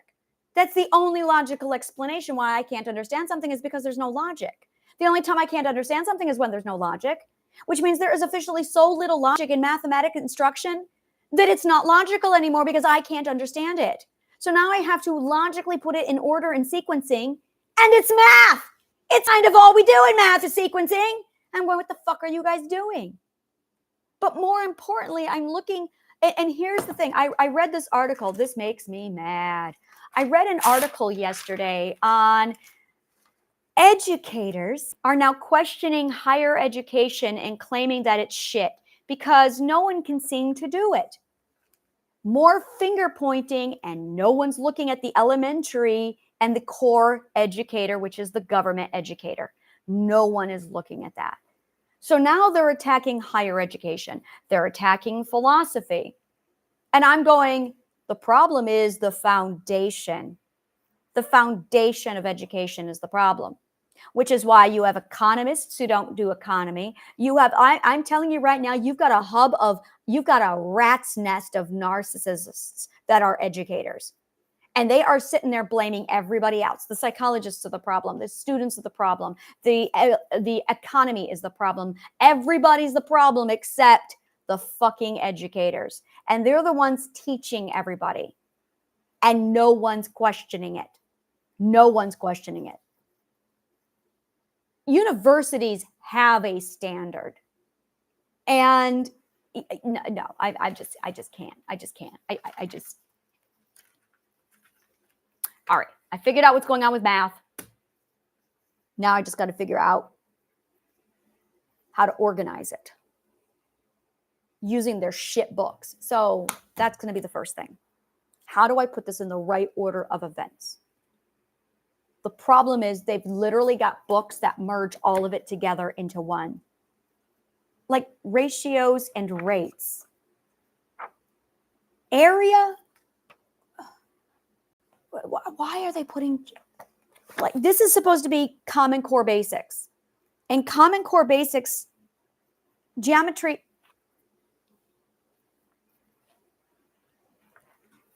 verbal sentence into two-step equations.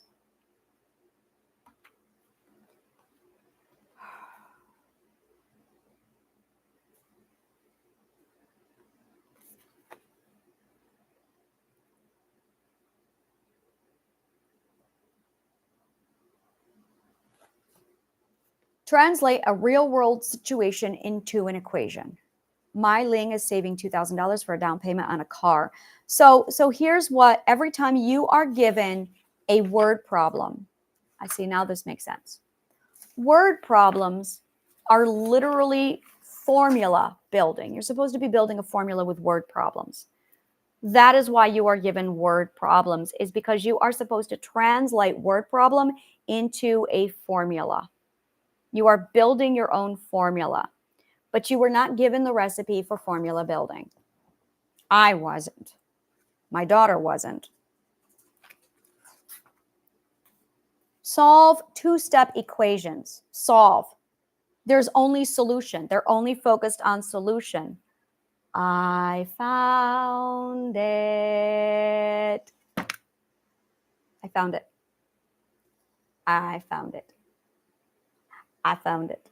I found Plato's point. I found Plato's point. I found it. I know what I need to do.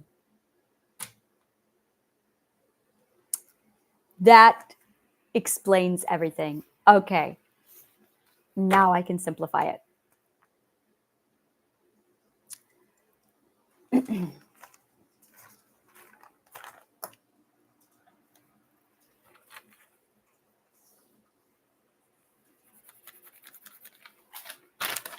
Stage 8 is simplification. That is solution. Stage 8 is solution. So when you are given a problem, you are only told to do stage 8. You are not told at all how to do steps 1 through 8. You are only given stage 8. Everything in mathematics only focuses on solve it, solve it, solve it, solve it. But that's stage 8. How to solve it is steps 1 through 7. But in order to understand 1 through 7, you have to understand that this is part of a step 10 process. So here's what we can do. All I have to do now is give you Plato's point, explain the outside, provide you with the language, but before that's going to be later. So I need to give you a summary. I'm putting it in the right sequencing. Give me a minute. So you're going to need the summary first. Basically, that's going to be the introduction. You're going to have to get the syllabus, the parts of math, and then you're going to have to get the order of operations, the sequencing itself, and then you're going to need the language. After the language, I will need to walk you through steps 1 through 7. And then you can do math. 1, 2, 3, 4, 5. So I just need to write up 5 parts in a story setting. And then you need to read Sophie's World. Sophie's World will give you the logic you need to do this. So Sophie's World, and then definitely learn how to cross stitch, learn how to knit.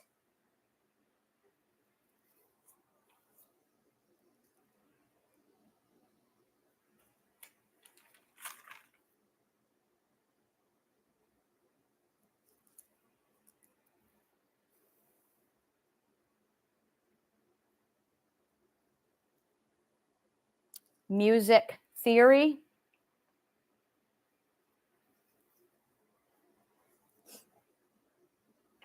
Art.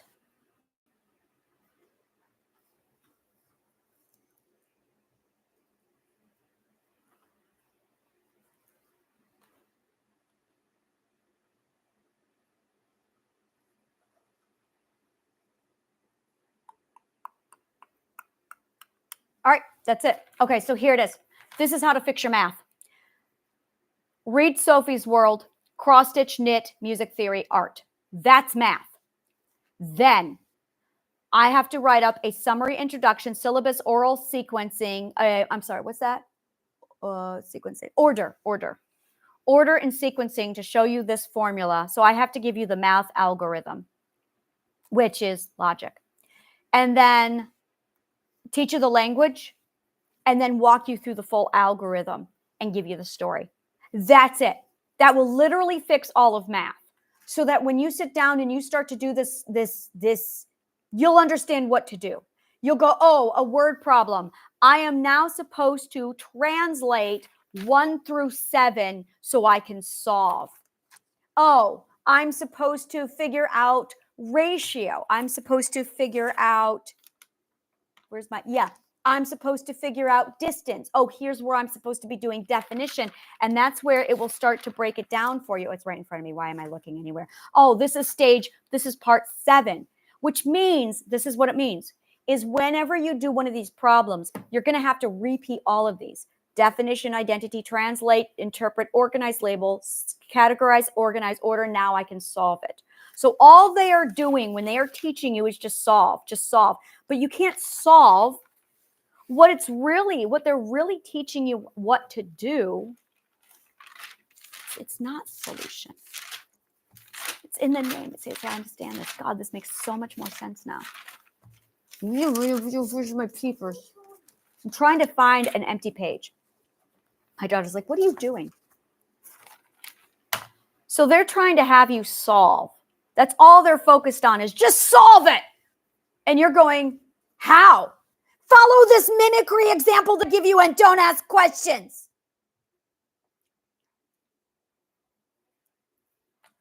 In order to solve a problem, you have to first be aware of the problem. In order to do that, you have to be educated about the problem. Hence this video. After you are educated and you become aware, you're going to need the sequencing and the order of operations in order to identify what problem to solve.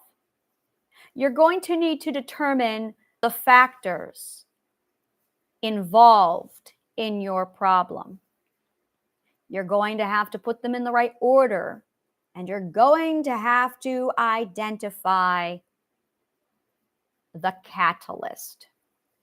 After you identify the catalyst, you're going to have to filter for the BS, which I like to call anomalies. The common denominators are the ones that are telling you that it's constant. So you're going to look for the constants. That's the truth. Once you have that all set, then you can calculate. Then you can solve for X. This is problem solving. This is math. But your schooling only told you how to do this right here. And it expected you to just mirror everything after that. It removed everything else prior. This is called formula building, equation building, and algorithm building. Now, I'm going to tell you right now, you're going to learn how to build your own algorithms. You're going to build so many algorithms, you're going to be building them all over the place. You're going to need logic so that you build them properly and correctly. Now, here's the catch. About 99% of them are already built for you. So you don't have to go building everybody else's algorithm. I built the Cartesian coordinate system. I figured that out shit all on my own. I used logic and I reverse engineered it and I went, wow, point of origin, a destination, that's a story. Oh, look, it's already called something else, called Cartesian coordinate system. So you're going to reinvent somebody else's work. This is where you get naming rights. This is it. This is how you do math. Once you know how to do this, all math makes sense. Now, calculation is calculus, and that's when you get really advanced in the techniques and you start to get into the precision of it. So now that I have figured out the insanity that is math, basically they didn't have any grouping, they didn't have any categorizations, it's all over the place. Yeah, they completely removed their groupings, which is math. So they removed their groupings and their sequencing. They did not know how to organize it. They literally removed algebra from their math. Yeah, you heard me. That is why you struggled with math, Lizzie. That's why I struggled with math, because they removed algebra from their math.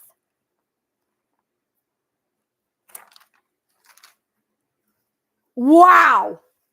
There you go. That is why everyone, 40% are struggling with math, is because they removed the algebra from their math. Their math doesn't have any fucking algebra in it. All right. So the plugin that I'm going to be building is literally this gorgeous little sequencing that I just laid out. And that will allow you to plug in a lot. Seriously, with your children, have them cross stitch, have them knit. I learned on YouTube. Well, my mom taught me how to cross stitch. Counted cross stitch, not stamped. That's important. Very, very important. Counted cross stitch teaches you relativity. Counted cross stitch. Now, if your child does not want to do counted cross stitch, do not make them. If they do not want to learn how to knit, don't make them. But if you're looking at a 2, 3-year-old, 4-year-old, oh, absolutely. Watch the needles. Watch the needles. Make sure you only give one needle to your child and make sure they sit at the table, because the needles get dropped and then you step on them. So make sure your child sits at the kitchen table with the one needle you give them only. Learn from my mistake. Learn from my mistake. So there it is. There it is. That is it exactly. My brain feels order again. I restored the algebra in their math. Okay. So now I've already started this. And now I went to study math and I'm like, why can't I understand it? Like at one point, he's having me go over grouping. But it's the weirdest fucking kind of grouping. And I'm like, what are they doing? Why are they complicating it? I'm going to tell you right now, the majority of mathematics is highly complicated. Complicated means unnecessarily made to be complex. Without need, it was made to be complex. Instead of... They are disintegrating mathematics. That is what they are doing. They are literally complicating it in an attempt to make it easier instead of simplifying it. They're that stupid. And now it's disintegrating because they've deteriorated it that much. So I'm going to simplify mathematics and I'm going to integrate it and I'm going to put it in the right sequencing and I'm going to show you what math really is. And it's going to be I'm talking like slide cards and probably like a 30. It's going to be very simple. I'm going to do it in a whole little thing and you could just read through it. Oh, that's what it is. Oh, I understand math. Okay. Because what you're going to have to do is you're going to do a plugin so that when you're given a math book, you're going to be able to go, oh, I understand which of the organization, which of the category, I understand what the formula is. So you're going to have to take the formula and do it. Now, this formula is scientific method. That's all it is. It's just scientific method, but it's Mother Nature's scientific method. It's literally, there's about 5 more steps, but these steps do not allow for bias. There's no bias. You cannot be biased with this step. So I'm going to be, oh my God, this is going to be so much easier. I'm so excited. I'm so fucking excited. So all I need to do is teach you scientific method for the math to make sense. That's it. You just need to learn scientific method. Scientific method is Plato's point.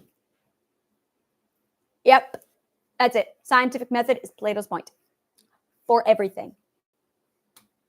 It's the integration and it's the disintegration and the integration of all knowledge. Scientific method is Plato's point.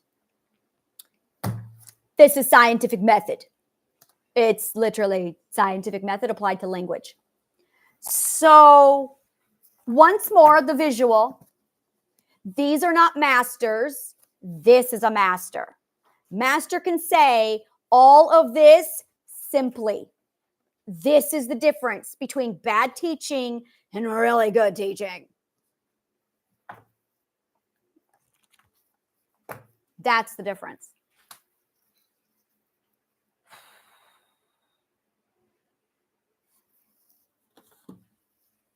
Why is my Lovecraft down here? I just got to say, H.P. Lovecraft has like the best fucking name in the fucking world. Like, really, Lovecraft Is that his real name, do you think? I got to Google that. Lovecraft. I want to know if that's his real name. Why do I type Lovecraft and I get, why am I not getting the author? There's only one person named Lovecraft. Why is he not at the top of my Google search? Okay, Lovecraft. That's his real name.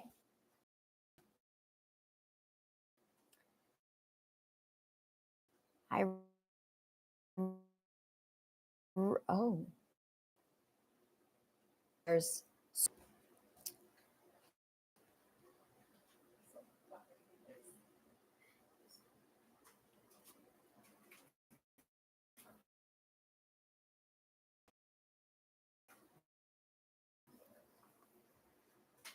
all right.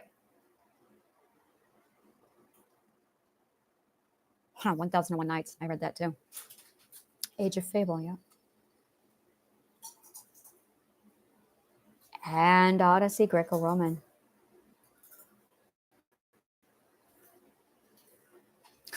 He recalled at the age of 5 years old being told that Santa Claus did not exist and retorted by asking, well, why God is not equally a myth. Yeah. Astronomy.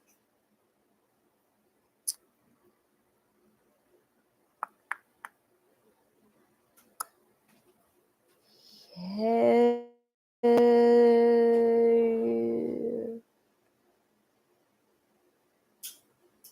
Uh-huh.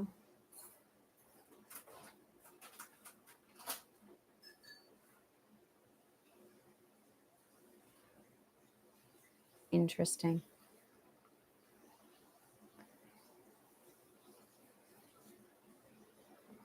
His mind amazes me.